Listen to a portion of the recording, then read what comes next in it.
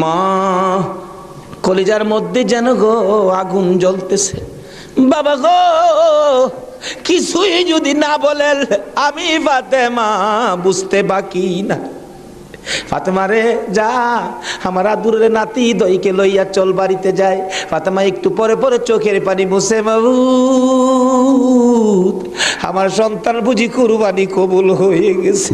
আমার আল্লাহ কই ফাতেমা রে, সন্তানের জন্য মায়ের দোয়া আমি আল্লাহ কবুল করেছি। লম্বা ঘটনা। ঈদের দিন সকালবেলা হাসাইন হুসাইন দুই ভাই বাড়ির বাহিরে দেখতেছে অনেক ছোট্ট ছেলেরা নতুন জামা পরে ঈদগায় যায়। দৌড়ায় ডাকতেছে, মা সকল ছেলেরা নতুন জামা পরে, ঈদের দিন আমরা দুই ভাইয়ের নতুন জামা কোথায়? নতুন জামা দিবেন না? ফাতেমা বলে, জামা তো তোমাদের হয় নাই, তাহলে কিন্তু আমরা গোসল করব না, ঈদগায় যাব না। ফাতেমা বলেন, বাবা তোমরা দুই ভাই গোসল করে আসো, আসলেই তোমাদের নতুন জামা দর্জি দেয়া যাবে, গোসল করতে যাও। দুইজন গোসল করে আর কয় নতুন জামা বলে দিয়ে যাবে। মা বলছে, আমরার মা তো জীবনে মিথ্যা কথা কয় না। আরেকজনে কয়, দুই ভাই তো, এক ভাই কয় নতুন জামা পামুনি, আরেকজনে কয় জামা যদি না পায় আমরা মারে কি কমু,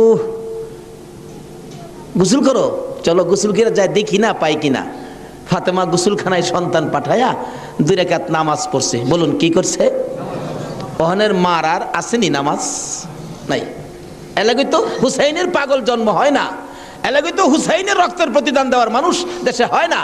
ওখানের মাদের মধ্যে এই আদর্শ নাই। ফাতেমা 2 রাকাত নামাজ পড়ে হাত বাড়াইছে, মাবুদ আমি তো বলেছি গোসলের পরে জামা পাবে, তারা যদি গোসল করে আইসা জামা না পায় তারা বলবে নবীর মেয়ে হইয়া আমরার মা মিথ্যা কথা কয়, জান্নাতি মহিলাদের সর্দারিনী হইয়া আমাদের মা মিথ্যা কথা কয়। মাবুদ গো আমার ইজ্জত রাইখো, ও মাবুদ আমার ইজ্জত রাইখো, আমার 2টা কলিজার টুকরা সন্তানের জন্য 2টা জামার ব্যবস্থা তুমি আল্লাহ করো।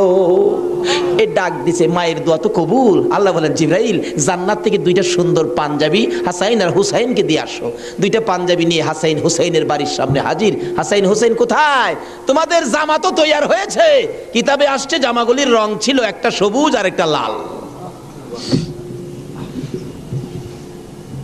2 ভাই দৌড়ায় আসছে, কোনটা নিবা? জিবরাইল মানুষের বেশ ধরে ডাকতেছে, কোনটা নিবা? হাসাইন বলেন, আমারে সবুজটা দেন, সবুজটা দেন। হুসাইন বলেন, আমারে লাল জামা দেন। 2 জনে জামা হাতে নেয় আর বাড়ির ভিতরে রুমের ভিতরে মা ফাতেমার কলিজা দরফর শুরু।